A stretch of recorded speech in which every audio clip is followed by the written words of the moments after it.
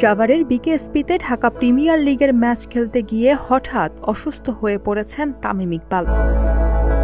বুকে তীব্র ব্যথা অনুভব করায় তাকে বিকেএসপির পাশে ফজিলাতুন্নেসা হাসপাতালে নেওয়া হয়েছে। হাসপাতাল সূত্রে চিকিৎসা বিভাগের প্রধান দেবাশিস চৌধুরী জানিয়েছেন, দুবার হার্ট অ্যাটাক হয়েছে তামিমের, তবে এখন অবস্থা উন্নতির দিকে। হাসপাতালে অবস্থান করা ম্যাচ রেফারি দেবব্রত পাল গণমাধ্যমকে জানিয়েছেন, তামিমের এনজিওগ্রাম করানো হয়েছে, হার্টে ব্লক পাওয়া গেছে।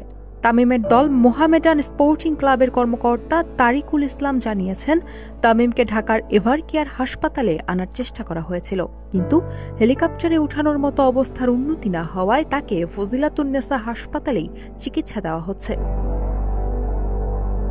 বিকেএসপির ৩ নম্বর মাঠে মোহামেডানের হয়ে শাইনপুকুরের বিপক্ষে খেলতে নেমেছিলেন তামিম।